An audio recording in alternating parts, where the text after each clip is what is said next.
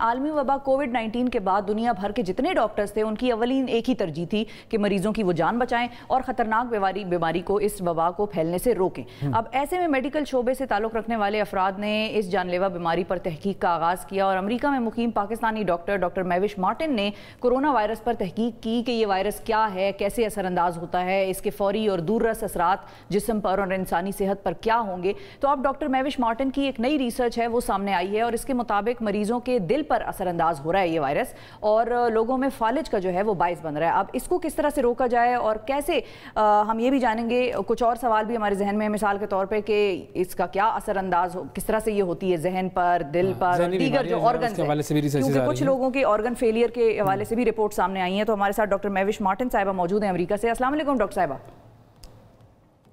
Walaikum assalam. Thank you so much for having me. Thank you doctor साहिबा for joining us. Hope you are having a good day, night actually.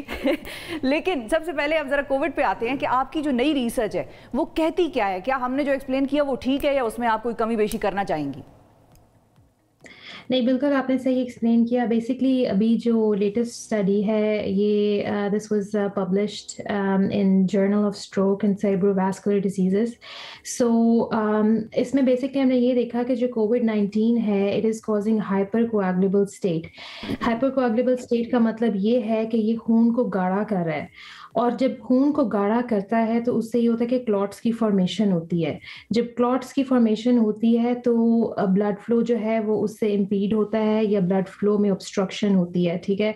तो अगर let's say आपका clot जो है वो brain में चला गया तो इट विल कॉज स्ट्रोक, ठीक है। हार्ट में गया तो it can cause heart acute cardiac injury या हार्ट प्रॉब्लम्स, हार्ट अटैक्स कर सकता है, ठीक है। इसी तरह आपके लंग्स में गया तो वहाँ पे पल्मोनरी एम्बोलिज्म या लंग्स के आपको प्रॉब्लम्स नजर आएंगे। और अगर वैसे आपकी डीप वेन्स में जाके कहीं चला गया तो आपने अक्सर सुना होगा कि एम्पुटेशंस हो रही हैं लोगों की जिनको कोविड था, तो वो they will go through those problems. So this was a very interesting and these are very important findings that we found out. तो वैसे कोविड स्ट्रोक कॉज करता क्या है? क्लॉटिंग होती है उससे तो होता होगा, लेकिन उसके अलावा भी कोई रीजंस हैं? मिसाल के तौर पे इंसान की डाइट या जो अंडरलाइंग हेल्थ कंडीशंस हैं, इनएक्टिव जो हमारा एक फिजिकल रूटीन है, क्या वो सारी चीज़ें भी इसका एक फेटल इम्पैक्ट करने पे बॉडी में किरदार अदा कर रही हैं?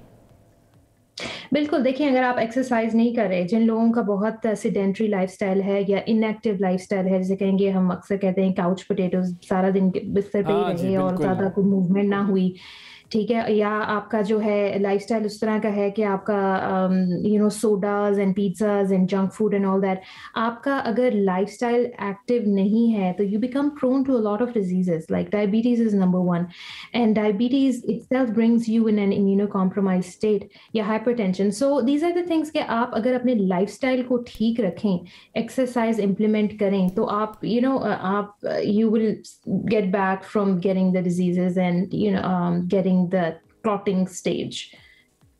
ठीक है। अच्छा ये भी बताइएगा मुझे कि ये जो स्ट्रोक वाला मामला है क्या ये किसी खास एज से ताल्लुक़ रखने वाले लोगों में होता है या फिर ये किसी को भी हो सकता है? क्योंकि अब जो थर्ड वेव वाला मामला है उसमें तो बच्चों को भी कोविड हो रहा है।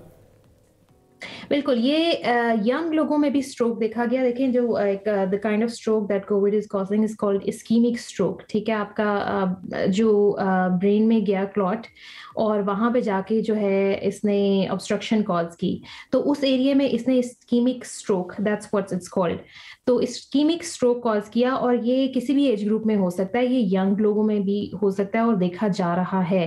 दैट्स वाई जब कोई हॉस्पिटलाइज पेशेंट्स जो कोविड का है पेशेंट जिसको आपने हॉस्पिटलाइज किया उसको ब्लड थिनर्स पे अक्सर औकात डाल देते हैं कि वो इन कॉम्प्लिकेशन से बच सकें। अच्छा, तो ये जो आपकी जो रिसर्च थी, जो आपका रिसर्च पेपर था, उसमें ये आपने स्टडी जो की, फाइंडिंग्स जो थी आपकी, वो कितने लोगों पर थी और इसकी थोड़ी सी अगर आप हमें डिटेल्स बताएं कि कितना आपने इसमें अरसा लगाया, कौन कौन आपके साथ थे मौजूद लोग इस पे काम करने में?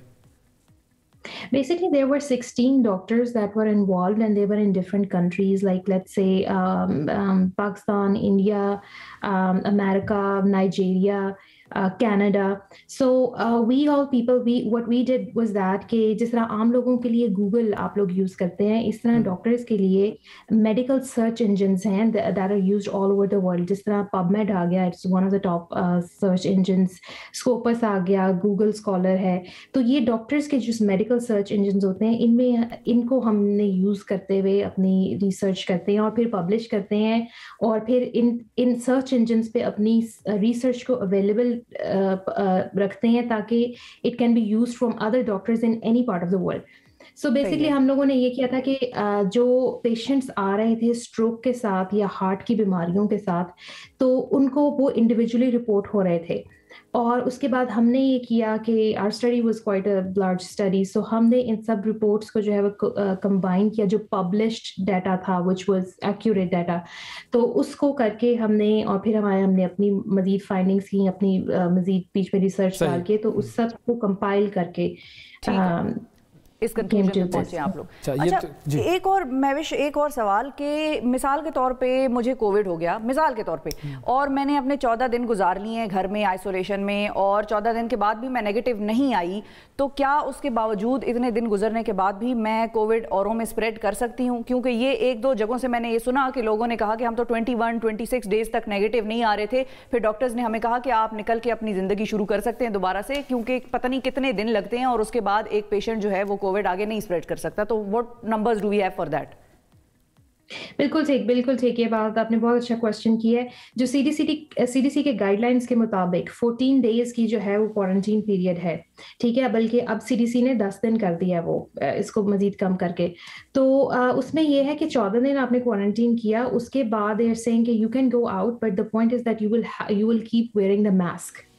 ठीक है, आप बाहर जाके काम कर सकते हैं. हम जिस तरह वैक्सीनेटेड, ये एक मुझसे क्वेश्चन लोग बहुत ज्यादा पूछते हैं कि जो वैक्सीनेटेड लोग हैं क्या वो मास्क उतार दें? जो क्या वो आगे फैला सकते हैं? बिल्कुल 100% फैला सकते हैं. इसीलिए जो वैक्सीनेटेड लोग हैं वो स्पेशली मास्क पहनेंगे, क्योंकि वो एक्ट कर सकते हैं as asymptomatic carriers. So that's why according to CDC guidelines, जिन लोगों को वैक्सीनेशन लग चुकी है उनको अगर वायरस लगेगा आके, तो they will be asymptomatic carriers. उनको कोई सिम्टम्स नहीं आएंगे, हो सकता है या बहुत कम आए, पता ही ना चले आपको. तो उस सूरत में आप क्या कर सकते हैं? उस सूरत में you will be spreading the virus, and that's why you are supposed to wear the mask at all times even if you're vaccinated. लेकिन अगर आप बाकी गैदरिंग में हैं जिसमें सब लोग वैक्सीनेटेड हैं, उसमें you can take off the mask. That's what the CDC guidelines say at this point. But if you are with the people who are unvaccinated, that means you will not take off the mask if you're vaccinated. अच्छा, आखिरी चीज़ मुझे ये भी बताइएगा कि ये तो हमने स्ट्रोक्स की बात कर ली, जो न्यूरोलॉजिकल डिसऑर्डर्स हैं उनके हवाले से क्या चीज़ें सामने आ रही हैं? लेकिन न्यूरोलॉजिकल डिसऑर्डर्स के बारे में ये कहा जा रहा है कि किसी को कोविड हुआ तो ये विद इन 6 months, 6 महीने की विंडो की बात की जा रही है कि उसमें ये जो है प्रॉब्लम्स कॉज कर रहा है. और उसमें ये है कि साइकियाट्रिक प्रॉब्लम्स की बात की जा रही है बहुत ज़्यादा, जिसमें डिप्रेशन है, एंजाइटी है, इंसोम्निया है, मूड डिसऑर्डर्स हैं, सुइसाइडल आइडिएशन है. तो ये इन चीज़ों की तो बात हो ही रही है. इसके अलावा लॉन्ग टर्म में देखा जा रहा है कि maybe there are chances कि ट्रांसवर्स माइलाइटिस हो या एंसेफेलाइटिस हो, विच मीन्स कि आपकी इन्फ्लेमेशन हो सकती है दिमाग की या स्पाइनल कॉर्ड की, जिसको मेरे ख्याल से उर्दू में सोजन बोलते हैं. तो ये सब चीज़ें जो हैं ये उन लोगों में जो है वो एंटिसिपेट किए जा रही हैं जो with in 6 months after having COVID.